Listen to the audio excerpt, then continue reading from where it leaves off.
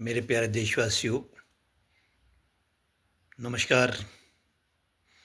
आज पुनः आपके सामने उपस्थित हुआ हूँ क्योंकि बार-बार मैं उपस्थित होता हूँ और अपनी बात रखने की कोशिश करता हूँ।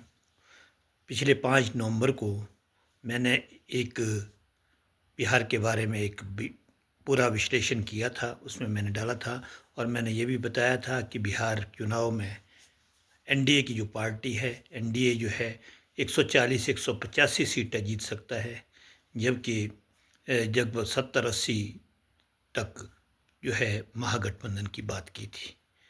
और ये भी कहा था, उसमें मैंने जन स्वराज की बात की थी, सब ओवैसी की बात की थी और सभी जो दल थे, जो दूसरे दल वोट कटुआ दल थे, उनकी बात की थी। जन स्वराज में तो आपने देख ही लिया कि 5-6% वोट आने की उम्मीद थी, जो है कट करके 2% के करीब रहा, जिसका सीधा फ़ायदा एनडीए को गया। और मित्रों, यहाँ मैं एक बात और कहना चाहता हूँ। बिहार के जो चुनाव में एक व्यापक लहर एनडीए के फेवर में गई, ये मोदी जी की विश्वसनीयता की जीत है और नीतीश के एक सुशासन की जीत है। नीतीश कुमार जी के बारे में मैंने कहा है, कभी भी परिवारवाद के वो समर्थक नहीं रहे। मोदी जी भी परिवारवाद के समर्थक नहीं रहे। मैंने पहले ये भी कहा था कि 2014 में जो क्रांति हुई थी भारत में, ये जेन ज़ी की ही क्रांति थी। जो राहुल गांधी और अन्य कुछ लोग जेन ज़ी की बात करते रहते हैं क्रांति की, वो क्रांति हो चुकी भारत में, लेकिन अब ये आंधी आ गई जेन ज़ी की। और परिवारवाद के खिलाफ जनादेश है। आपने देखा होगा, पूर्व में भ्रष्टाचार के बहुत बड़े बड़े मुद्दे उठते रहे हैं और बिहार का चुनाव जो था, बिहार में लालू प्रसाद यादव जी का शासन जो था, जंगल राज था। शहाबुद्दीन जैसे बड़े बड़े ऐसे लोग थे जो दिन दिहाड़े कत्लेआम होता था और हालत ख़राब थी बिहार में। उस जंगल राज से बहुत दुखी थे। महिलाएं असुरक्षित थी। महिलाएं यूपी में भी और बिहार में, मेरा कुछ भी खुद भी जाना होता था यूपी में, शाम के टाइम बाहर नहीं निकल सकती थी। और बिहार में भी यही स्थिति थी कमोवेश। ये सारी चीज़ें जो है, ये जो बीजेपी आई, ये नीतीश जी आए, इन्होंने महिलाओं को जो है न्याय देने का प्रयास किया, साथ ही साथ उनके मन से असुरक्षा का वातावरण को दूर किया। यही असुरक्षा का वातावरण जो है, महिलाओं के जो वोट है, उसी के बल पर आज एनडीए इतनी भारी बहुमत से सरकार बनाने में कामयाब हो गई है। एसआईआर का मुद्दा एक ऐसा मुद्दा है जो कि किसी भी समझदार व्यक्ति के दिमाग गले से नीचे नहीं उतरता। इतना मुद्दा है जैसे बिल्कुल नितांत देश के लोगों को अनपढ़ समझा जा रहा है और बेवकूफ़ समझा जा रहा है। उनके मन में ये एसआईआर की बात की जा रही है। देश के कर्मचारी, बेचारे गरीब कर्मचारी, वोटर लिस्ट बनाते हैं, वोटर लिस्ट पब्लिश होती है, बार बार उनके बीच जाते हैं, साल में बार बार ये काम करते हैं। तो डिलीशन और एडिशन ये प्रक्रिया चलती रहती है। और कभी ये ऐसे मुद्दे भी आते हैं जब पूरी तरह से देखा जाता है कि कौन देश का नागरिक है, कौन वोटर लिस्ट में शामिल होना चाहिए, कितने लोग मर गए हैं, उसमें नहीं जुड़ना चाहिए। तो ये मुद्दे हमेशा चलते रहते हैं। तो एसआईआर की प्रक्रिया जो है कोई नई नहीं है, पूर्व से ये प्रक्रिया चल रही है। और ऐसे मुद्दों पर देश को गुमराह करना, आज मैं आपको एक चेतावनी देना चाहता हूँ, इन जो है ऐसे दलों को, देश को इतना गुमराह मत कीजिए। जेन ज़ी जो है, जो आप अभी सोए हुए देख रहे हैं, वो उठेंगे और अनर्गल बातें बोलने वालों को जो है कहीं का नहीं छोड़ेंगे। ये मैं ऐसा, मुझे मेरी अंतरात्मा बोल रही है, क्योंकि ये बिहार के इस चुनाव ने यही बात साबित की है। आपके पास मुद्दे नहीं हैं, कभी अदानी के उठाते हैं, कभी कुछ उठाते हैं, कभी ऐसे उठाते हैं कोई। अब मोदी जी के बारे में तो दुनिया जानती है, मोदी जी की तस्वीर पाक साफ है, बिल्कुल स्पष्ट साफ सुथरी तस्वीर है। वो भारत को एक ऊंचाई पर ले जाने का प्रयास कर रहे हैं। अब भारत के नागरिकों को इतना गुमराह किया जाता है। अब पिछले इलेक्शन में, लोकसभा के इलेक्शन में, जिस तरह का जो है जातिवाद और धर्म के नाम पर भड़काया गया, उसका जो है कोई दूसरी मिसाल भारत देश में कभी नहीं मिलती। इतनी नफ़रत फैलाई गई और उस नफ़रत के बाद यूपी में जो है एक ध्रुवीकरण की प्रक्रिया चलाई, हताशा फैला दी और जिसका नतीजा देश ने देखा कि 240 सीटों पर भाजपा रह गई और जिसके कारण जो है ताकत से काम करना मुश्किल हो जाता है। ये चुनाव जो है, बिहार का इलेक्शन इस बात की परिणति है, इस बात की चेतावनी है इन विरोधियों को कि आप जो है देश के विकास के लिए चलिए, विकास के बारे में बात करिए। ऑपोजिशन का काम भड़काना नहीं बल्कि विकास के मुद्दों पर बात करना और देश को बताना है, ना कि आप भड़का कर डरा कर कि जेनजी उठेंगे और आंदोलन करेंगे, कई कुछ करेंगे। ये इस तरह की बातें जो है बहुत ही अशोभनीय और बहुत ही जो है निंदनीय भी है। ये देश की प्रभुता और अखंडता के भी बिल्कुल खिलाफ है। क्या आप भारत को पाकिस्तान देखना चाहते हैं? क्या आप भारत को श्रीलंका देखना चाहते हैं? क्या आप भारत को नेपाल देखना चाहते हैं? और इस तरह की स्थिति आप देखना चाहते हैं? स्वस्थ लोकतंत्र है, लोग मत देते हैं, मतों द्वारा सरकारें चुनती है।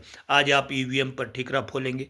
अरे ईवीएम में ठीकरा फोड़ने से पहले ये तो समझ लीजिए कि आप 10,000 से हारे, 20,000 से हारे, 30,000 से हारे, आपको उसी ईवीएम से 50,000, 1,00,000 वोट मिल रहे हैं, तो वो कहाँ से आ गए? वो क्यों नहीं एक तरफा चले गए? किस तरह से आप मूर्ख बनाने का प्रयास कर रहे हो? ईवीएम को हैक करना किसी के बस की बात नहीं है। जनता जन यहाँ तक कि मैं तो इतना अपने आप को ऐसा डर महसूस करता हूँ कि पढ़ाई लिखाई करने वाले लोग भी उसी राह पे चलते हैं कि ईवीएम ईवीएम। अरे ईवीएम में एक बात देखिए, आप ईवीएम को हैक करना ही असंभव काम है। कोई बंदा ईवीएम को हैक नहीं कर सकता। कितनी प्रक्रिया से गुजरना पड़ता है, कर्मचारी कितनी मेहनत करते हैं, और आप छोटी छोटी बातों में जो है ना देश को ध्यान भटकाते हो। देश का ध्यान भटकाना नहीं है। देश का ऐसा ना हो, देश का युवा उठे, देश का हर वर्ग उठे और आपको कहीं यहाँ देखने का मौका भी ना मिले। ऐसी स्थिति पैदा हो सकती है। बिहार का इलेक्शन इसी बात की चेतावनी दे रहा है। और बिहार बात में एक और नई बात हुई है जिसकी मैं बहुत और प्रसन्नता महसूस कर रहा हूँ, बहुत बड़ी प्रसन्नता। आपने पिछले इलेक्शन में देखा होगा कि जनता दल यूनाइटेड जो है लगभग 45 सीटों पर आई थी और भाजपा 75 से ऊपर आई थी। तो भाजपा का मुख्यमंत्री बनना चाहिए था, लेकिन उनने दबाव बनाया तो नीतीश जी को बनाना पड़ा। ठीक है, नीतीश जी को बनाया, लेकिन बाद में नीतीश जी पुनः भाजपा को छोड़ करके आरजेडी के साथ चले गए। लेकिन क्योंकि वोट का परसेंटेज ऐसा था कि जिसकी वजह से जो है आरजेडी की सरकार बना सकती थी। नीतीश बीच के फैक्टर थे, उनके पास जो 45 सीटें थी उसी सरकार बनती तुड़ती थी। अभी जनमत जो है देश ऐसा मिला है, इस प्रभु की कृपा से, महामाया महाशक्ति महादेव की कृपा से ये जनमत मिला है कि नीतीश कुमार कहीं भी आरजेडी और के साथ सत्ता में नहीं आ सकते। वो आरजेडी साथ सरकार बना ही नहीं सकते। उनको भाजपा और उनके दलों का सहयोग चाहिए, एनडीए का सहयोग चाहिए। इसलिए नीतीश अब इस तरह की बात नहीं करेंगे। इससे एक चीज़ और पक्की हो गई है कि देश में केंद्र की जो सरकार है वो भी स्थिर हो गई है। इसका कारण है कि नीतीश अब दूसरे दलों में नहीं शामिल हो सकते। नीतीश को सरकार चलानी होगी तो देश बीजेपी के साथ चलानी होगी, और बीजेपी के साथ अगर सरकार आप चलाते हैं तो आपको दिल्ली में भी समर्थन जारी रखना होगा। वैसे नीतीश कुमार जी बहुत अच्छे आदमी हैं, मैं अच्छे आदमी मानता हूँ और पहले से ही मानता रहा हूँ। निष्पक्ष व्यक्ति है। अपने परिवार के लिए परिवारवाद की राजनीति उन्होंने नहीं की है, और ये एक उन्होंने जो है ज़्यादा कुछ बनाया नहीं है। उनकी पत्नी तक भी कभी देखने को नहीं मिली है। उनके बेटे को नाम अभी सुना था कि भी वो आ सकते हैं, लेकिन आए नहीं। फिर भी मेरा उन लोगों को नमन है जो इस देश के भ्रष्ट जो इस चुनाव को बनाना चाहते हैं। भ्रष्ट जो नेता है, उन भ्रष्ट नेताओं की श्रेणी में नीतीश का नाम नहीं है, मोदी जी का नाम नहीं है, राजनाथ सिंह जी का नाम नहीं है, जयशंकर जी का नाम नहीं है, अन्य बहुत सारे लोग हैं, नवीन पटनायक जी का नाम नहीं है। अन्य भी कई लोग हैं, यहाँ तक ममता जी का भी मैं समर्थन करता हूँ। ममता का भी भ्रष्टाचार की नाम नहीं है। ममता जी का नाम सिर्फ देश को बांटने की इसमें है, क्योंकि मुसलमान और हिंदू को करने की बात वो बंगाल में करती है, वो गलत है। बाकी भ्रष्टाचार में ममता जी का नाम भी नहीं है। तो अखिलेश जी, मुलायम सिंह यादव जी और लालू जी यादव तो आपको जानते हैं, जिन आदमी के पास रहने के लिए खाने के लिए उस वक्त स्थिति नहीं थी, आज वो हज़ारों करोड़ के मालिक है। उसके बारे में आप खुद जान सकते, इतना हज़ारों करोड़ कहाँ से आया, कहाँ भ्रष्टाचार की जो है ये भ्रष्टाचार की कहाँ ये जननी कहाँ है, कहाँ से ये निकलती है, ये इसका प्रादुर्भाव कहाँ से होता है, कितना पैसा इनके पास कहाँ से आया, ये सारी बात आप जानते हैं। लेकिन अब ना तो कोई ब्लैकमेलिंग हो सकती है, ना तो दूसरे जो लोग हैं इनको सबक लेना होगा। राहुल गांधी जी को सबक लेना होगा। राहुल गांधी जो है सकारात्मक पॉलिटिक्स करें, उन अपने सलाहकारों को अपने आप से दूर कर दें जो आपको नेगेटिव राय देते हैं, पॉजिटिव राय दे। अन्यथा शायद कांग्रेस भी अब राहुल गांधी को स्वीकार नहीं करेगी, ऐसा मेरा मानना है। ज़्यादा न कहता हुआ पुनः पूरे देशवासियों को बधाई देता हूँ और शुभकामनाएं देता हूँ कि एक आप ये मत जानिए कि हम जो है हम देश के साथ खड़े हैं। मोदी जी के लिए हमारे खुशी होती है। अगर देश एक है, देश में ताकत है, बुराई के मुद्दे नहीं आते, भ्रष्टाचार नहीं आता, अपराधी नहीं आते, आतंकवाद नहीं आता, तो देश हमेशा तरक्की करता है। ऐसी मैं कल्पना करूंगा कि आने वाले समय में एक स्वस्थ लोकतंत्र हो, स्वस्थ जो है चुनाव प्रणाली हो, साथ ही जो है एक विपक्षी जो दल है वो भी एक सकारात्मक रूप से इस देश की उन्नति और विकास के लिए काम करे। उनका काम अपोजिशन की भूमिका निभाना है, ना कि देश की जनता को गुमराह करना है। सबको विकास जाति पाति में और धर्म के नाम पर ना तोड़ने का प्रयास करें, ऐसा मेरा मानना है। ज़्यादा ना कहता हुआ बहुत कह दिया है, और मैं यही चाहूँगा कि भी देश उन्नति के पथ पर आगे बढ़ता रहे।